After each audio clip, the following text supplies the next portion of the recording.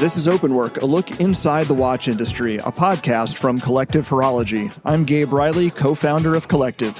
And I'm Asher Apkin, co-founder of Collective.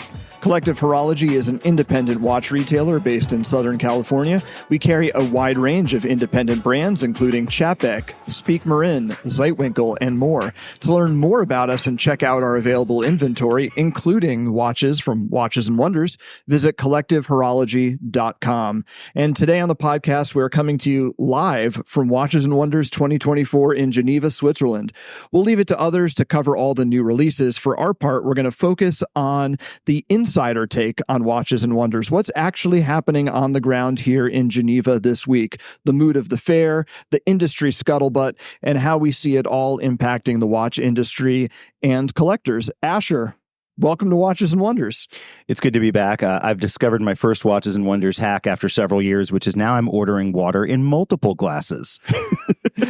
My Watches and Wonders hack was to bring a large 32-ounce water bottle with me to the show. So for once, we're thoroughly hydrated, which is probably a good thing, knowing that we're about to record a podcast here. There you go. See, live and learn. But putting aside everyone's concerns about our hydration, I do think it's interesting to walk in the door here. Well, first of all, actually, one interesting thing that's changed here, a further embrace of digital tech. There's no badges here at the show anymore. It's all fully electronic, which is, I think, another step towards the evolution of the show. I know it doesn't sound like a really big deal, but I do find it really interesting every time the watch industry takes another step towards the digital world in one form or another. I don't think anyone cares except you, because you like collecting the badges from Watches and Wonders and other trade shows as something of a memento. So. Yeah, all right. So fine. So that's actually what's going on here. I'm just sad there's no badges. But putting that aside, the mood of the show, I think, is where we really want to start here. And that's where we left off with Zach Kazan in our last recording. And I think, at least for me, walking in the front door, I mean, there is that, I think that positivity, that wave of excitement that always happens when you get to see colleagues and friends and participate in person in a business that you're part of. But at the same time, even in conversations last night, we just, we got in, we went out to a cocktail party. And I think that the general pervasive mood is a relatively measured one, which is a good thing, by the way. Like, one of the big concerns that I had coming into this show, and that I'm really keeping my antenna up about, so to speak, moving forward, is how realistic everybody is being, and making sure that we don't repeat some of the mistakes that have happened in the past with watches that are being overproduced, being put into the market when the market can't handle it, and creating these systemic problems that can be caused when there's too much pressure on either supply side, or has been the case for the last few years on the demand side. So I think folks are coming in, they don't want to see that happen. And that requires a bit of self-control, both in terms of what's being put into the market and also what's being purchased. Yeah, and let's give like a really specific example of that. And it's from a brand that we carry and we know the inner workings of, which is Chapek. And I'll take this might be ironic, but I'll take the case of one of their novelties they released just before Watches and Wonders, but it's effectively a Watches and Wonders novelty, which is the Mount Erebus. So this is a solid gold version of the Antarctique. The first solid gold version. Of the Antarctique. And while that might sound like counter to everything we were just talking about, I think Chapek's approach to launching that watch actually has been very measured, and they've taken some time to recalibrate their approach. So obviously, like a lot of the watches we're seeing this week, these are products that were planned years ago, right? Before the current reality of the watch market. These were watches that were planned at the height of the watch market. And I think what's interesting with the Mount Erebus is, first of all, Chapek paused the release of it. I think it was supposed to come out at the end of 2023. They decided to take a beat on it. Who knows why? But I think it was smart that they did, because now they've decided to offer it in some different configurations. So initially, when we first saw that watch, that was at Geneva Watch Days, and it was on a solid gold bracelet. And they still offer that watch now on a solid gold bracelet, but they're also offering it on either a rubber strap or a crocodile strap, which I think is an awareness of the fact that maybe a $65,000 watch on a solid gold bracelet isn't necessarily the right watch or the only watch for the moment. Now, we have clients that have ordered that configuration of the watch, but I think it was smart and a good acknowledgement of where the market stands for them to say, let's think about this release and let's offer it in some formats that aren't just a $65,000 a $65,000 block of gold. Well, I think what you're putting your finger on is, well, there's two things about that are interesting, right? One is obviously that creates quite a price spread, which means that the watch becomes accessible for a broader audience. You know, you can start at around $31,000, $32,000 on crocodile strap, go all the way up to mid 60s. Well, it also helps the brand because they don't just have to sell $65,000 watches. Well, now they have a spread too. Sure. Gives them options. So that's what I'm getting at, though, which is like there's a financial spread, right? Which is both advantageous for sell through and for clients in terms of, you know, their own taste level and what they might prefer. But then there's also, I think, that second part is something worth exploring too, because it's also giving clients a lot more control over what they're buying. And I think that's actually really interesting. Because if you think about it, you know, a lot of the time when we see solid gold sports watches with interchangeable systems, it's a single price for everything. So I'm thinking about, for example, the overseas, right? Where you buy the overseas in whatever metal you choose to buy it in, and you buying it on a bracelet, and then you get the other straps and buckles included. But that comes sometimes to an impressive sum. When you're looking at the ability to choose explicit configurations, you're allowing a customer to make a decision that isn't just financially driven, but is also taste driven. And that kind of self-awareness, I think, ultimately is a positive, especially as the market returns to some degree of normalcy and away from the insanity of the last few years. So I think, I guess I would ask, are there examples? I can think of plenty of examples, and we're going to talk about a few more, I know, later in this recording. But can you think of any examples of brands whose product strategy seems to be flying in the face of the current market reality and mood? Yeah, I think Piaget. I mean, I'm probably, I think I said this a few episodes ago, but the Piaget Polo re-release and the way that it was. And by the way, I want to preface, I'm going to separate out the fact that I think the Polo is objectively a very attractive watch from the reality of how they chose to price it and the market that they released it into. Like, let's look at that watch for a moment. You have a 73 some odd $1,000 US re-release of a kind of quirky, you know, mid 80s watch, which, by the way, was primarily quartz in its production, in solid gold, from a brand in the United States that still has a lot of headroom, to put it mildly, at a price point which is even higher. Like, if you think about it like this, that watch is actually more expensive than a 5811, which is, when you think about it in that way, like, it's not ambitious. It's almost priced so absurdly that it's trying to be something bigger than it is, but that just doesn't make sense in the market that we're in, because Piaget, which, by the way, is a watchmaker that nobody should be turning their nose up at. I mean, some of the designs from Piaget, you know, stone dial pieces, some of the art pieces that they've made over the years are genuinely impressive watches. And I think they're having a moment now. We went to an auction. We went to an auction preview last night, and we saw a lot of those watches. Vintage Piaget is. Exactly. But my point is, the watch that they chose to bring back at the price point they chose to bring it back was indicative of something that I was very scared of happening at this show, which doesn't look like is happening, sadly, for Piaget, which is this fear that a lot of the products that were developed in 2020 or 2021 under the assumption that, you know, absurd market was going to be the reality, we're going to come to light. Doesn't look like that's happening too much at the moment, which is really good. But that watch in particular feels like, you know, 2 years too late to a party that's very over in terms of reality of sell-through. Fair enough. So let's change gears here slightly. I mean, a connected point, and one of the other things we talked about in a previous podcast was, given the current market, would we see less risk-taking, which would be a bummer. I think one of the very great things, you know, very cool side effect of the frenzy in the watch market over the last few years was it encouraged risk taking. And we saw a lot of unusual watches get acclaim and have success in the market. And so with the retrenchment of the watch market, I think a fair concern and a fear would be, will we see less risk taking? And so I know there's one brand we want to talk about in particular, but before we get there, generally speaking, what are you seeing here at the show and from the novelties and from the brands in terms of appetite for risk-taking and doing interesting things? Are we seeing less interesting watches? Are we seeing less risk-taking, or are we seeing something else?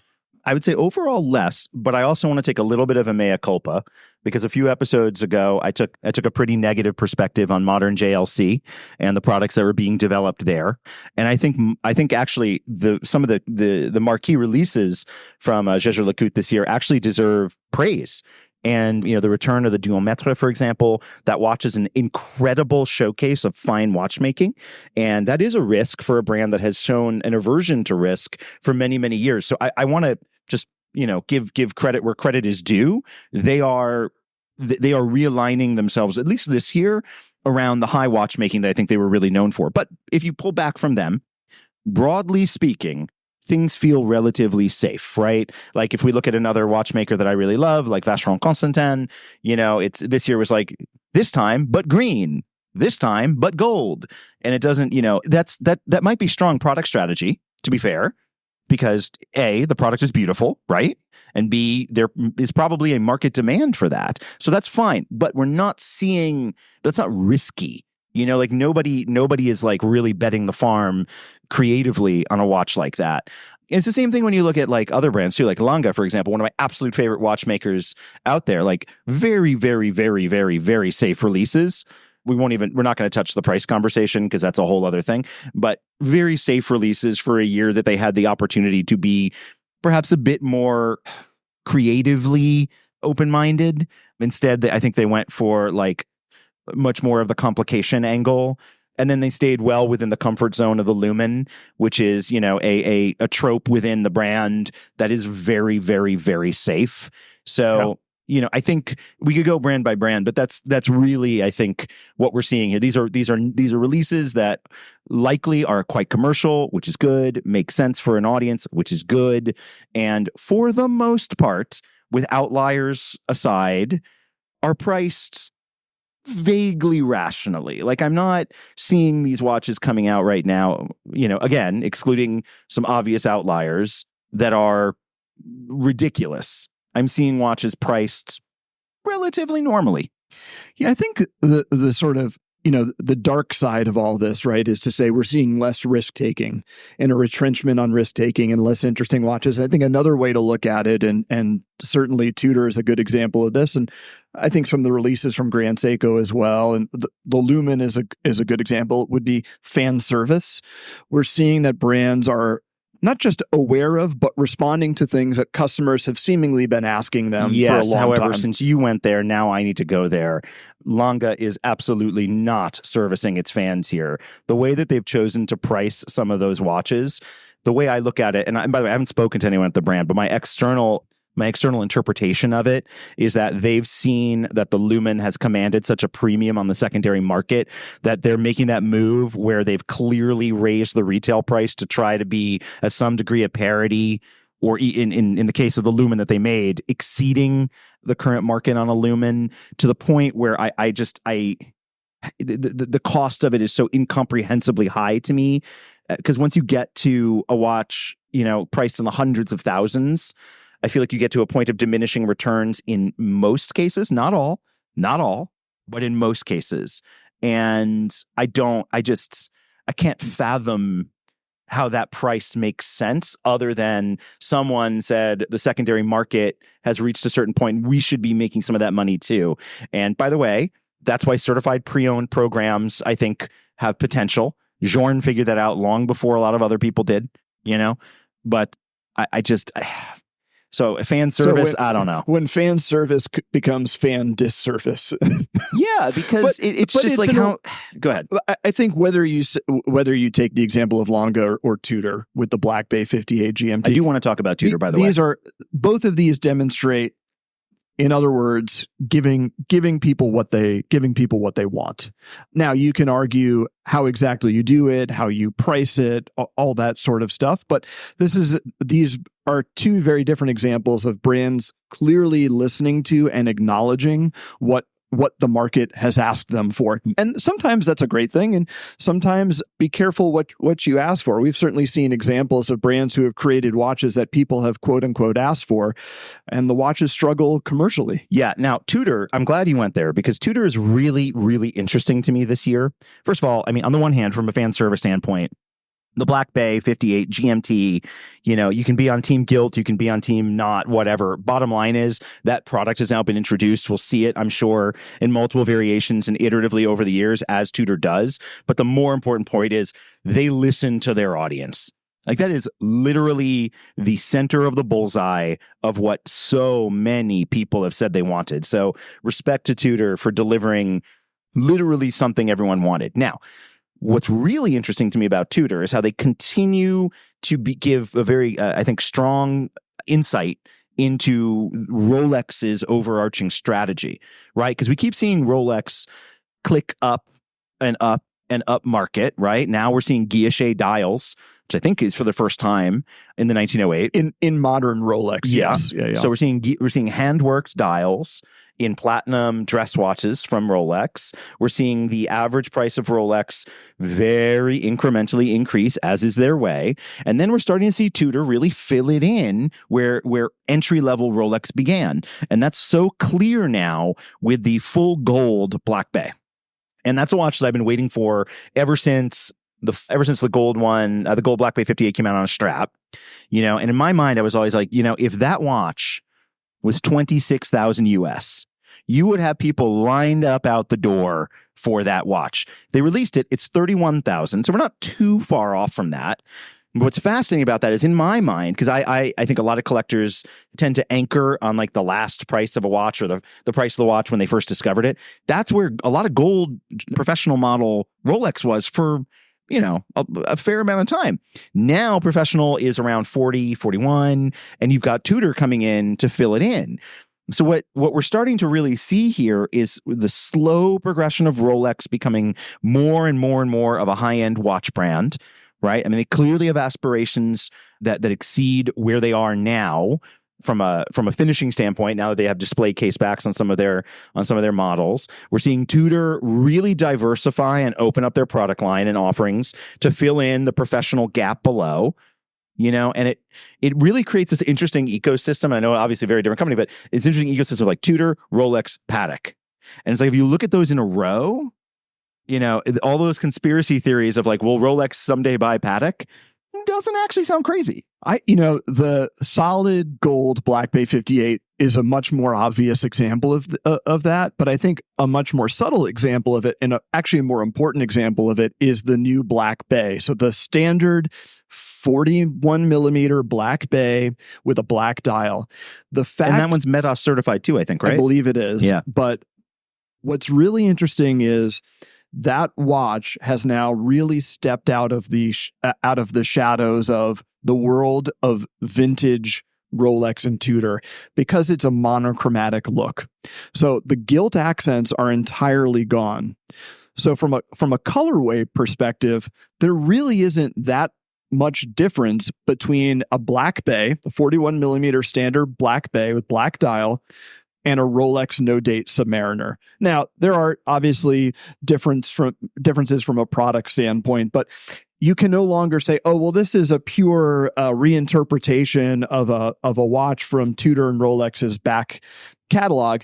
Now, because it has a much more modern look, when you think about it, a Black Bay is a 41 millimeter dive watch with a 21 millimeter bracelet and a refined, thinner case. A Submariner, no-date Submariner, is a 41 millimeter watch with a 21 millimeter bracelet and a monochromatic colorway. It's very much competing, or it's very much stepping into the shadows or into the lane that Rolex previously was in. It's no longer the fig leaf of vintage inspired is completely gone, which I think is an interesting thing and is an interesting tell for exactly what you were saying, which is Tudor is stepping into its own and is really covering a segment of the market that Rolex had previously covered and not just playing in the vintage lane. As you were saying that, I was thinking back to when I used to work in TV and the strategy that what is now Paramount and then Viacom had with how they wanted to graduate kids. So you'd start on like Nick Jr. and then you'd go to you'd go to Nickelodeon, and then you'd go from Nickelodeon to MTV, from MTV to VH1, and from VH1 to TV Land, and then you die. And that was like the content arc, and this idea that like we had a client from cradle to the end of their life. Turns out that Viacom will probably die before all their customers. Well, Viacom did die before all their customers. Now it's Paramount. But putting all that aside, I'm thinking about that now in the relation to like other conglomerates in the watch world, right? And how they think about the brand identity. So like, for example, we're talking about Tudor and Rolex. So it's like, all right, well, what's the parallel then for Omega, right? And it's like, well, there really isn't one. Because if you think about it, like there are other brands that are priced lower within the Swatch group than Omega, right? You know, you have your, you know, you've got Hamilton in there, you've got Tissot in there, et cetera. But those were brands that were not created by the same person, right? Hans Wilsdorf created both Tudor and Rolex with a very clear point of view. Those were brands that were acquired and then built into a life cycle, similar to the way Viacom sort of looked at those networks. And they don't really graduate you per se. Like if the Swatch Group wants to hook you with Tissot, there's no intellectual connection between Tissot that then leads a client potentially to Omega, other than maybe giving them a watch bug and then their own interests. But there's nothing that really keeps them within the Swatch Group. You know what I mean? Each brand has its own identity, whereas Rolex and Tudor have a sort of shared identity. Yeah. I mean, they don't. And what's cool about Tudor now, I mean, back in the day, you used to have Rolex bracelets on Tudor watches, crowns, you know, on the crown, et cetera. And that's all gone, of course. But anyone who's looking at a Tudor knows it's a sister brand to Rolex. To your point, the DNA is very obvious on surface value. And what's cool about it too is that they are sister brands. They're not necessarily strategically designed to graduate you like they could. Like hypothetically, you could start with a Black Bay 58 and then end up owning a Submariner and then end up owning a platinum piece or whatever.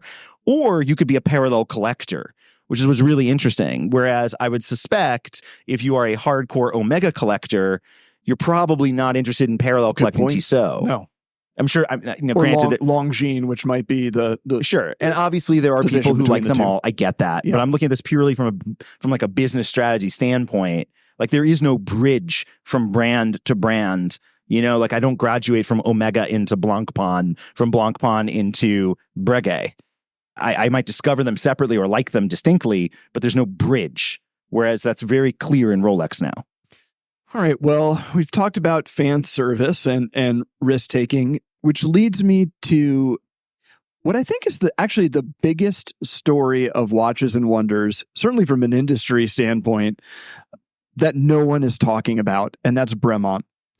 And what we're talking about here, of course, is not only has Bremont introduced new products and new product lines in particular, but they have completely rebranded. They have completely repositioned the brand. They've also made some major changes in terms of how they're manufacturing watches. This is a very big change.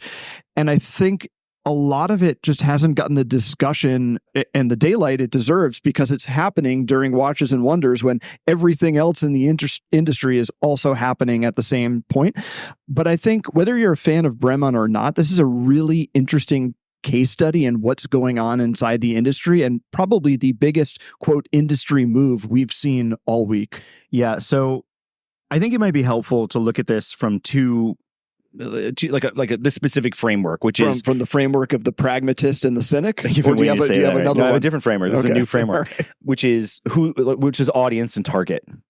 So there is the enthusiast audience for whom Bremont has been very broadly targeted, at least in the United States. In the United States, has been very focused on, right, with great work that was done by the brand for many, many years.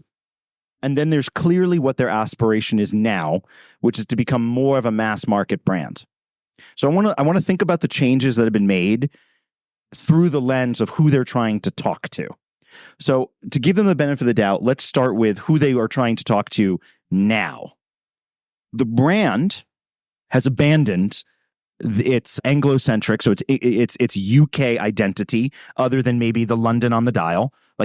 They've also moved away from being kind of firmly or almost exclusively rooted in aviation. Well, in fairness, they still have that as one of the 10 poles of the brand. It's one of the 10 poles. Correct, but it's not like the core story. That was the brand, and now that's part of the brand, but the bigger story is about exploration and discovery. Yes. And that leads to two things. A complete evolution in the... evolution is... I don't want to call it that. A complete... Let's call it a right angle, right turn on the design of the watches.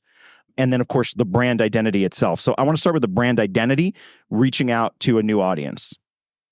I'll be completely honest with you. It is a very generic brand. And the reason why I'm saying that from a look and feel standpoint, I think also from a positioning standpoint. Well, it's very literal is the thing, right? Like the brand is now quote unquote about exploration and discovery. I mean, yes, but I'm trying to get into like the nitty gritty of the actual design. Sure. It's about exploration and discovery, and the logo is a literal compass rose. It's like it's a bit ham-fisted. It's super ham-fisted. And when we think about this just from the perspective, of marketers and folks who have worked in brand design, like this is the kind of thing that like it's like Gen 1 that you put in front of a client as like the bad example to try and get them to look at like the good example. Like I know this is literal. It's like it's like the focus group branding. Totally. And even the language that they've used, Sure. like all will be revealed. It's like the kind of thing that I used to tell my clients never to do because one, it raises expectations to a crazy level. And then two, is so generic, it can't be pinned down. Now, that said, well, they also communicated the all will be revealed to their existing audience and their core audience. And I think this is... I want to get to that, though. Okay. I don't want to get there yet because we're still talking about the new target. Okay. We'll get to enthusiasts. So they have a sort of this sort of generic brand, right? Which has now led to product designs that are, frankly, can be found elsewhere. In multitudes, right? Now, one could say in defense, well, a field watch is a field watch as a trope, right? And if you take that all the way over, you could say, well, Breguet style dials have been seen in Roger Smith's and Josh Shapiro's, et cetera. So, similarity to other things that have existed is not what I'm getting at. What I'm getting at is there's no interpretation. So when I look at the dial, for example, the new field watch, it doesn't feel like they reinterpreted the field watch. It feels like they essentially just boiled all the flavor out and served the most hypothetically broad appealing watch that they could make. Now, this might give you some insight into their strategy, which is they're trying to make a watch that they can put into many doors at a lower price because they've lowered their entry price point in an attempt to sell more units and make a business that hasn't been profitable for a long time profitable. But that strategy is, going to your point about risk taking, is utterly risk averse, but extremely expensive because they've completely rebranded. They're spending at least $1 million here just to exhibit. And we'll see what kinds of dealers are trying to put the brand into moving forward. But my guess is it's not specialist dealers anymore. My guess is that they're going to want to be more in malls all around the country than they want to be in specialized collector markets. So their big bet, clearly, strategically here, is an increase in volume at a lower price point with a brand that can be metabolized easily by anybody, whether they're passionate about watches or otherwise. Yeah, one of the things you've talked a lot about with me and advice you've given me, and it's advice we've gotten from others, is, and this is sort of in defense of what they're doing, is people respond well to things that carry a low intellectual load. And I'm not trying to insult anyone, but like, we all have busy lives. We all have a lot going on. Nuance is tricky. It's hard to pay attention to all the messages and information constantly coming at us. And I think on the one hand, you could argue Bremont has sort of sanded off the edges on their brands and products. On the other hand, you could argue they've made the brand and the products much more easy to sort of understand and metabolize. You don't have to understand the story of the brand's founding and aviation and the triptych case and what makes it. You just have to understand, oh, it's a nice watch and it occupies a particular place in the market, which I do think they have carved out a more clear and defensible price positioning now in sort of the $3,000 to $5,000 price bracket. But here's the fundamental problem, though. Strategically, I don't necessarily think it was a bad idea to attempt to reposition the brand for the mass market. The problem is that when you look at other brands that they're competing with in that same mass market, right? So like imagine like whatever second tier airport you've gone through and what watches are on sale there. Some of those watches do actually have a distinct point of view. A G-Shock has a distinct point of view, Tag Heuer has a distinct point of view. But there's already a Hamilton. Some watches, and it's already some there. watches more than others. Yes, I would agree. I just don't see the. I think if I were to sum it up best, it's the right strategy. incorrectly executed, in my opinion. Yeah. And then I think, look, there's the enthusiast take on it. You and I are both Bremont fans. I'm a Bremont owner. We own and have owned a number of watches. We have huge respect. I mean, let's take a step back for a second. I mean, when you look at the pantheon of watch brands that have started and succeeded in the last 20 years on the scale that Bremont has, there really aren't many. And they deserve a ton of credit to getting to the point that they're at. And we're fans of what they've done and built. So I do think to some extent, we have to separate out our subjective opinion here of being fans of a brand and watching what we like about it change and in many ways go away. I do want to separate it from what, we'll see in good time if the current strategy and approach works. See, but this is why I wanted to separate it by audience. If we're talking about the new audience, the broader targeting, I think it's the right strategy, but not well executed. If we're talking about the existing client base that has sustained the brand for a decade plus, it's the really wrong strategy, and it's almost suicidal. You don't want to alienate your core audience. You got to remember who got you to the dance. Well, that's the thing. And like little things that we've learned, like the core models like the MB2 aren't going anywhere. That's not being communicated. The identifying elements of the design, like the triptych case, won't go away in some models. That is not being communicated. So the community of people that have sustained this brand and were very excited to have Davide Serrato join the brand, I think, and I'm not making this up. I mean, I'm looking at the response on Instagram, et cetera. They're not happy. And, I think you're always going to lose some enthusiasts when you are focused on a much broader audience. And there's no way to make everybody happy. But it doesn't appear that they even gave any thought to the existing audience.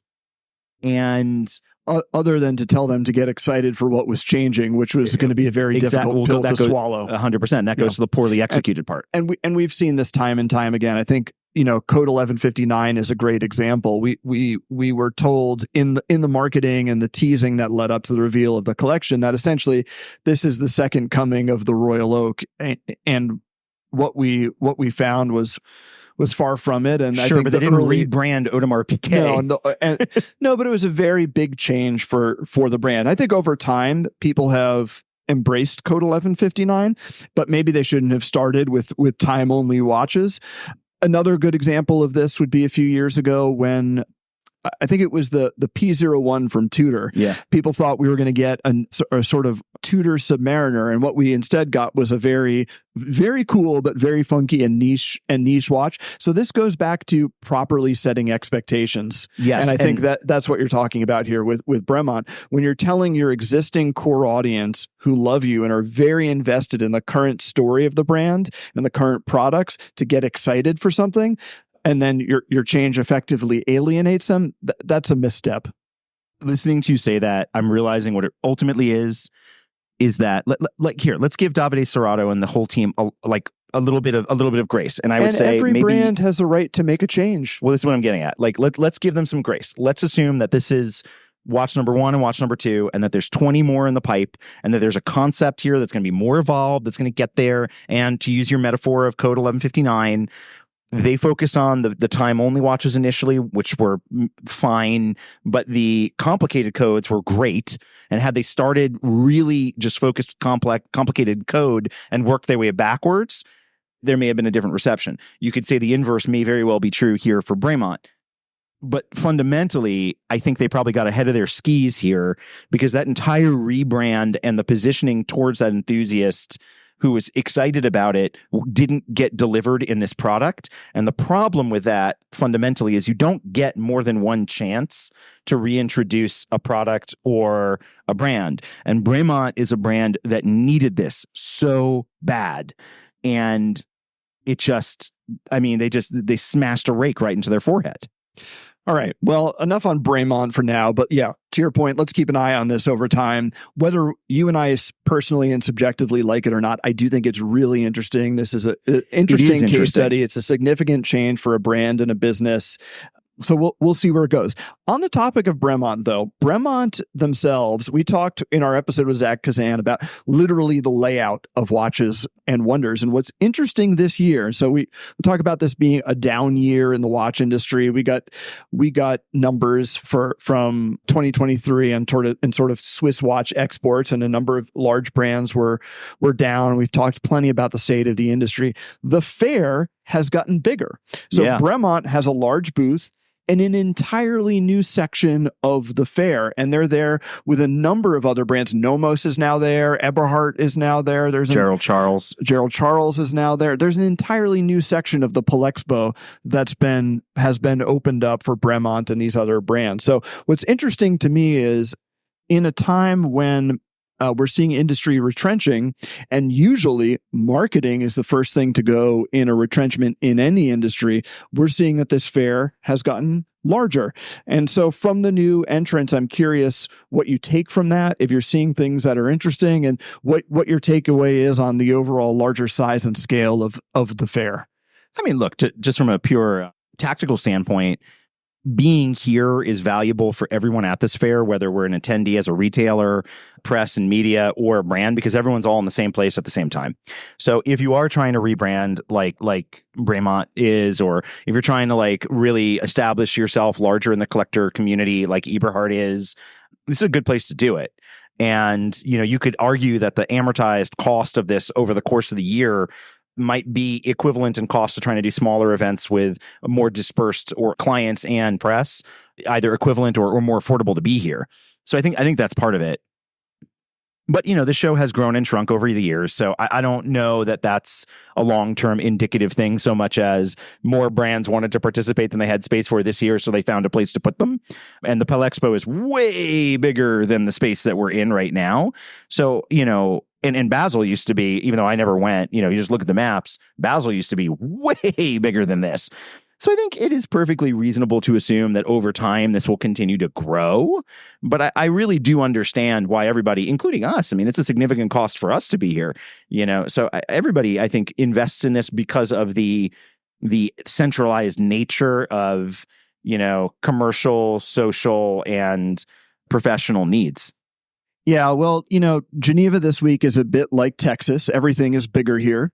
And not only is Watches and Wonders bigger, there are more brands in downtown Geneva this week, whether they're at the Beau Rivage or other hotels, or there are tons of new entrants who are just showing up and doing their own thing. Time to Watches is bigger. They've never had more brands. Yep. We're going there tomorrow. I can't wait to check that out. And what this does signal to me, the other thing we talked about with Kazan relative to the show is, look, this is a trade show. I typically thought about it before I ever participated from the perspective of a consumer of this is where watches are launched, but really this is where B2B business happens. And one of the other things we talked about in our 2024 predictions was we are going to see the industry re-embrace retail. And we talked a lot about brands of all shapes and sizes over the last few years really moving to selling their own stuff and moving away from third-party retailers. Yeah. And now I'm seeing that the industry is moving back towards embracing retail, looking to grow their third-party retailers and retail channels. And really, that's what this is all about. 90% of the people at this fair and at these other shows are on the retail side. They're distributors, they're retailers, they're brand sales representatives. And so in an industry that is now once again looking towards retailers in a way they had sort of been moving away from them previously, it does make sense that more are participating here. For sure. Well, that is probably the perfect place to leave it, because speaking of retailers and brands, we have a ton of meetings. I'm so excited to be here. We're recording this early in the week. I'm sure in our next pod, we'll chat a little bit more about other things we saw and experienced. Thank you so much for listening. Asher, thanks for doing this with me. This has been yet another episode of Open Work. It's a podcast from Collective Horology. You can find us online at collectivehorology.com, where you can check out all of our watches, including new watches from this year's Watches and Wonders. If you'd like to comment, if you'd like to get in touch, if you have questions or ideas, just email podcast@collectivehorology.com.